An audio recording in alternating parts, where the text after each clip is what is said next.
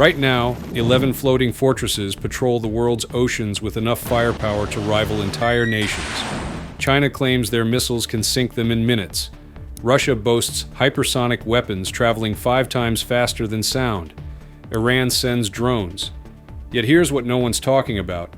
Not a single American carrier has been successfully attacked in combat since World War II. 0. While critics have predicted their demise for decades, these naval giants just completed the most intense combat operation since Vietnam, shooting down over 400 missiles and drones in the Red Sea without a scratch. The question isn't whether carriers are vulnerable. It's why, after 80 years of predictions, they're still untouchable.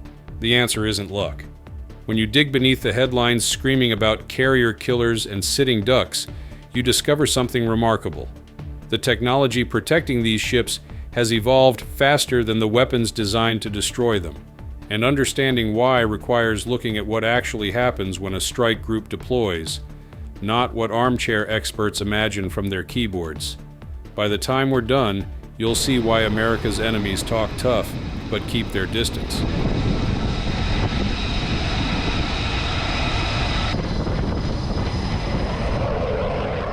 Introduction. Critics love repeating the same tired arguments. Too big, too slow, easy targets. They point to hypersonic missiles streaking across test ranges and declare the carrier era over. What they never mention is the complete kill chain required to actually hit one of these ships. Or the fact that carrier strike groups aren't lone vessels sailing blindly into danger. They're coordinated battle networks designed specifically to shred incoming threats. Think about the USS Eisenhower's deployment to the Red Sea. 9 months. Nearly 400 Houthi missiles and drones launched. The Eisenhower's commanding officer called it the most intense naval combat since World War II. The result? Every single threat neutralized. 0 damage to American ships. That's not theory. That's combat-proven reality in 2025. If you think American carriers still dominate the seas, type proud in the comments below. The United States operates 11 nuclear-powered supercarriers, more than the rest of the world combined. Each carrier displaces over 100,000 tons. Each carries an air wing of 75 aircraft. And each represents decades of technological advancement that most countries can't begin to match. But size and numbers tell only part of the story. The nuclear advantage. Let's start with something most people overlook: power. Not political power, actual electrical power coursing through these ships. The USS Gerald R. Ford, America's newest carrier, generates 3 times more electricity than older Nimitz-class carriers. We're talking enough power to run a city of 100,000 people. That's not a marketing claim. That's the output from 2 A-1B nuclear reactors, the most advanced marine reactors ever built. Why does this matter? Because modern warfare runs on electricity. Radar systems scanning hundreds of miles in every direction. Electronic warfare suites jamming enemy guidance systems. Electromagnetic catapults launching fully loaded fighters every 37 seconds. Laser defense systems. Yes, actual ship-mounted lasers. Burning drones out of the sky. All of this demands massive, reliable power that diesel or gas turbines simply cannot provide. Nuclear propulsion delivers something else: unlimited range. A Ford-class carrier can steam around the world 3 times without refueling. It can sprint at over 35 miles per hour indefinitely. Try that with conventional fuel and you're constantly tethered to supply ships, vulnerable during refueling operations, burning through resources. Nuclear carriers operate for 25 years between refuelings. They respond to crises anywhere on Earth within days, not weeks. Compare this to China's newest carrier, the Fujian, conventionally powered, limited range, dependent on vulnerable supply chains stretching thousands of miles from home waters. When the shooting starts, which ship has the advantage? The one that can fight at full capability for months without resupply, or the one counting fuel reserves while distant from friendly ports? Layered defense, the untouchable shield. Here's where the sitting duck myth completely falls apart. A carrier never operates alone. Ever. It travels as the centerpiece of a carrier strike group, typically including one guided missile cruiser, 3 to 4 destroyers, an attack submarine, and supply ships.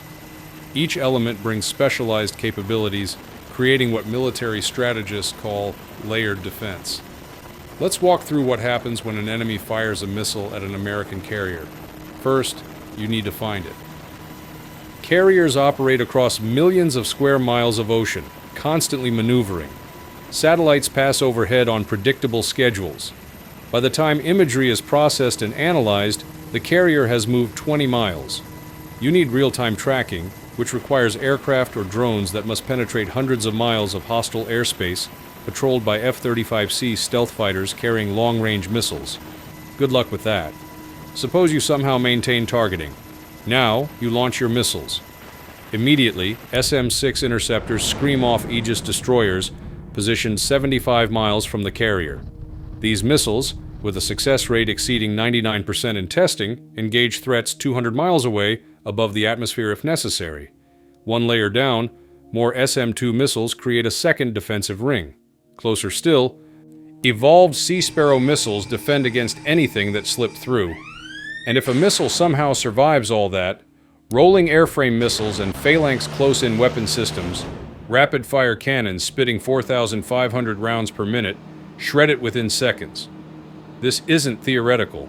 During the Red Sea operations, the USS Carney, a single destroyer, shot down 21 Houthi missiles and drones in one engagement. 21. The entire strike group operates with redundant overlapping systems. Kill one ship and 5 others immediately compensate.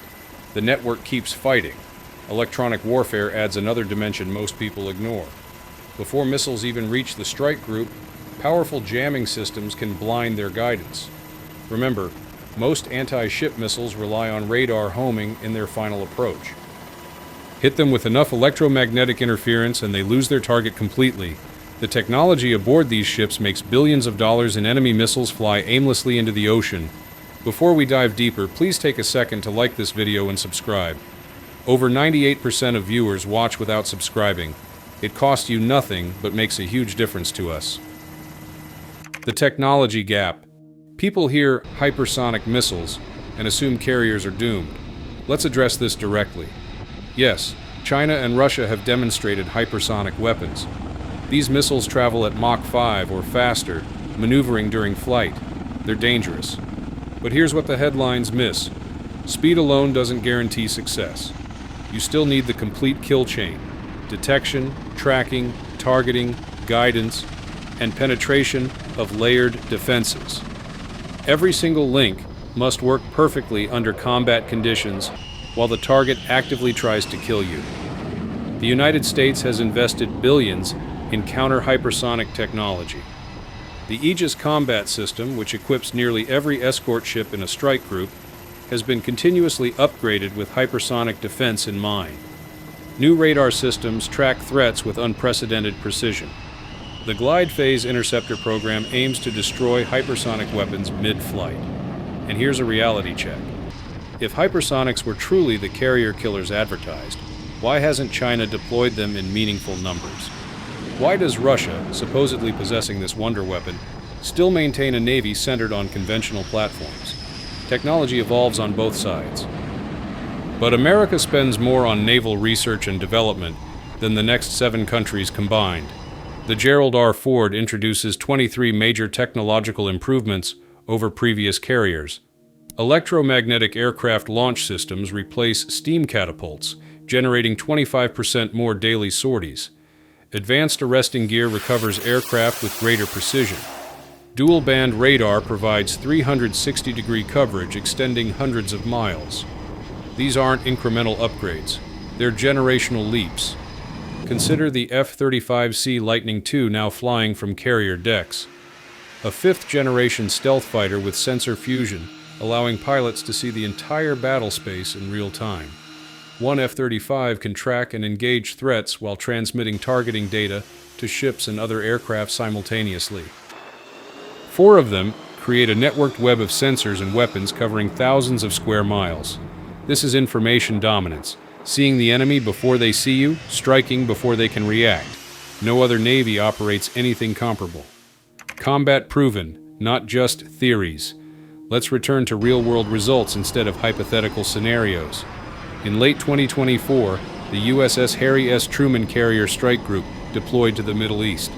For 5 months, Houthi forces, armed with Iranian missiles and drones, launched relentless attacks against international shipping and U.S. naval vessels.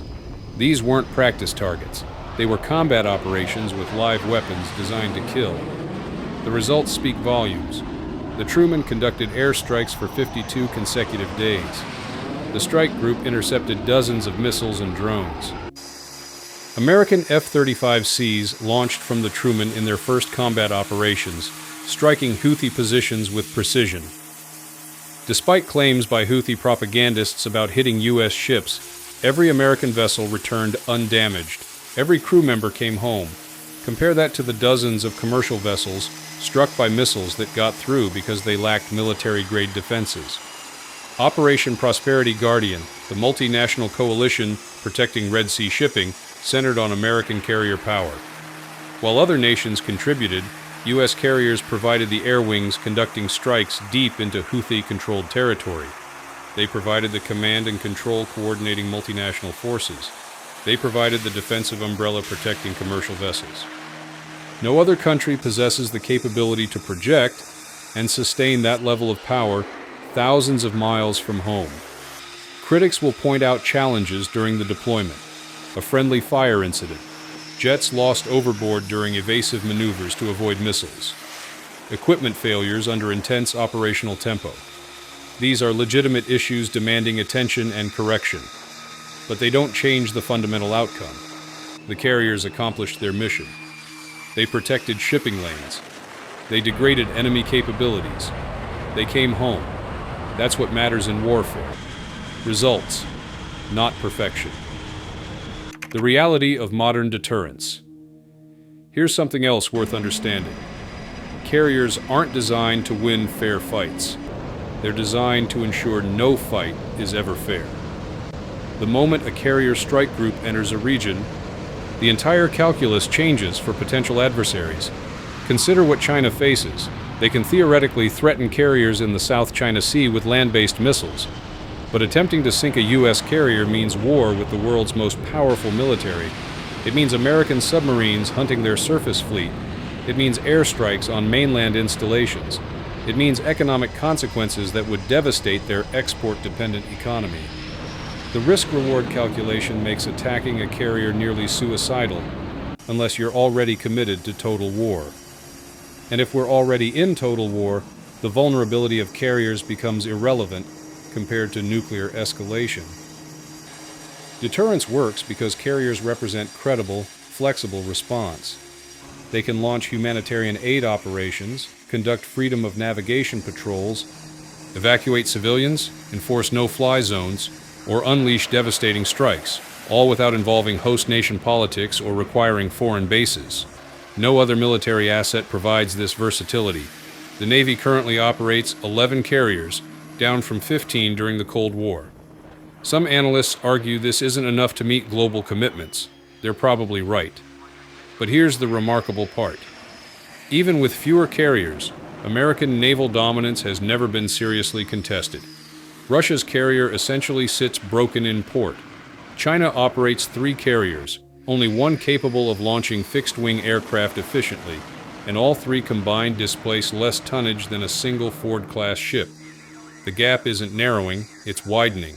The newest Ford-class carriers entering service will operate for 50 years. 50 years of deterrence, 50 years of power projection, 50 years of missions we can't even imagine yet because the strategic environment will change dramatically. These ships are built to dominate not just today's threats, but threats that don't exist yet. That's the definition of future-proof. The untouchable reality. So why are American carriers still untouchable in 2025? It's not one reason.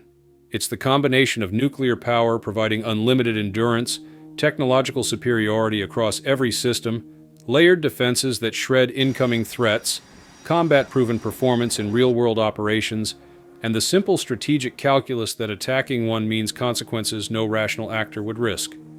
Could an enemy get lucky? In theory, yes. In a massive conflict where hundreds of missiles saturate defenses simultaneously, some might penetrate. But even hitting a carrier doesn't mean sinking one. These ships contain 23 decks, armored compartments, and damage control systems designed to keep fighting through incredible punishment.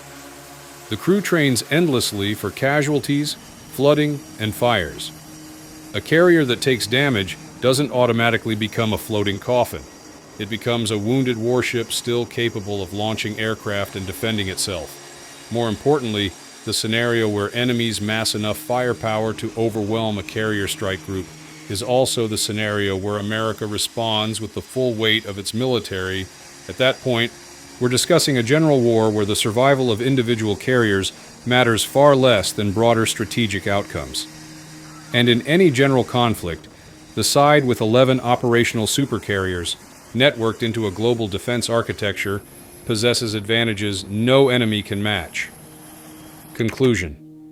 The world keeps changing, weapons evolve, threats emerge, and through it all, American carriers adapt, upgrade, and dominate. While critics write obituaries for platforms that have already proven their worth in combat, sailors and aviators keep launching, fighting, and winning. The next time someone claims carriers are obsolete, ask them one simple question. If these ships are such easy targets, why hasn't anyone successfully attacked one in 80 years? The silence tells you everything you need to know. Before you go, hit that like button and subscribe for more military analysis. Thanks for watching.